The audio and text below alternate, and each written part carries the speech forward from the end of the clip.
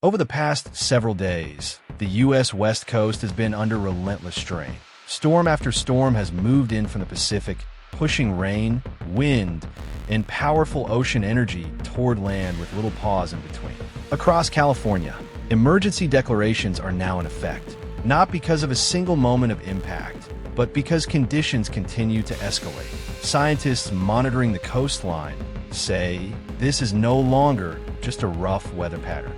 It's an unfolding coastal stress event, driven by forces that are aligning faster than communities can adapt. Before sunrise, residents along the coast reported something unusual.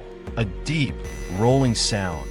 Not thunder, not wind, but the low roar of the ocean itself.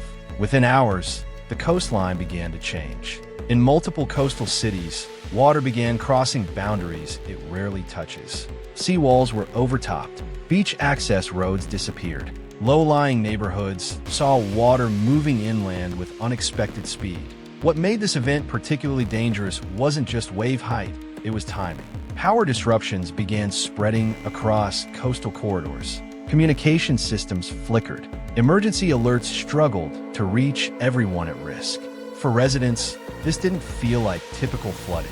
It felt directional, as if the ocean itself was advancing. Scientists later confirmed wave heights exceeding 8 meters nearshore, with even larger energy systems offshore.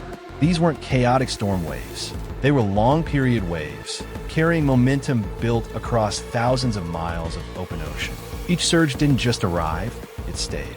Oceanographers describe these waves as particularly destructive, not because they break violently, but because they arrive with sustained force. Instead of crashing and retreating, they erode. They pull sand away from foundations. They undermine cliffs from below.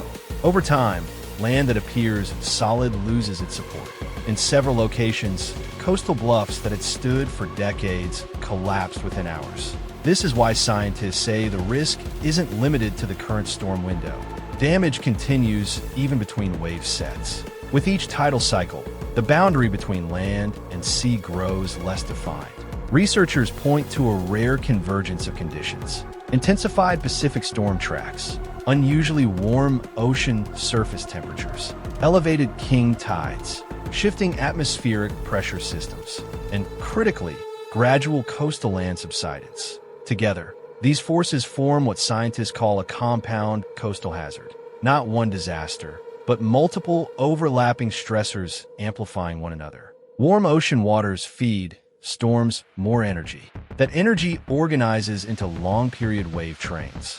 Those waves strike coastlines already elevated by tides and weakened by erosion.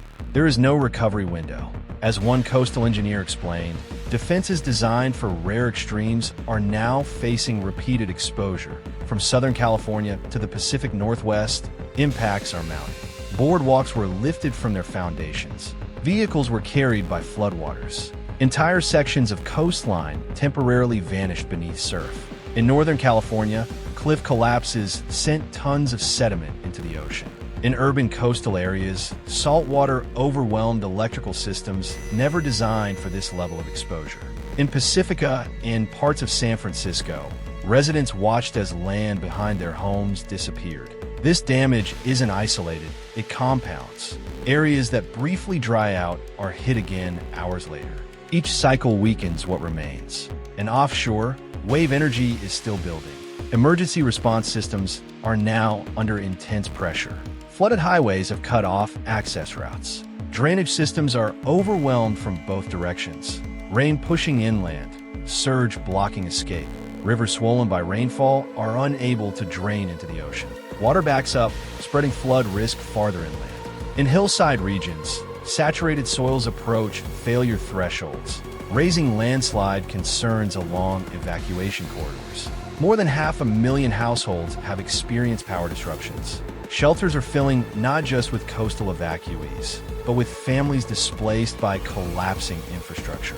While waves dominate attention, scientists warn that an equally serious process is happening beneath the surface. Sensors along the coast are detecting gradual land subsidence, the slow sinking of ground.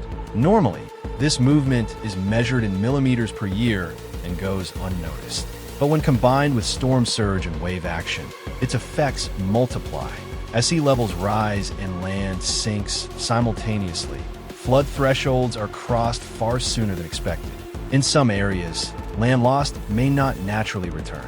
This isn't just erosion, it's structural transformation. Satellite imagery confirms rapid changes. Shorelines have moved inland. Dunes have vanished. Rivers are pushing farther toward developed areas. Flood maps are becoming outdated faster than planners can revise them. What were once considered 100-year events are now happening within years, sometimes months. The assumption that higher walls alone can provide protection is being re-examined. In some regions, the question is no longer how to rebuild, but where rebuilding remains viable. As night falls, battered coastlines disappear into darkness. Offshore, new storm systems continue to organize. Scientists are unified on one point. Historical models no longer fully apply. Events are overlapping. Recovery time is shrinking. Risk is accelerating. This does not mean catastrophe is inevitable, but it does mean adaptation must move faster than before. Awareness, preparation, and responsiveness would determine outcomes. The ocean has made its position clear. How communities respond now will shape what remains standing tomorrow. Stay informed, follow verified updates, and act early when warnings are issued.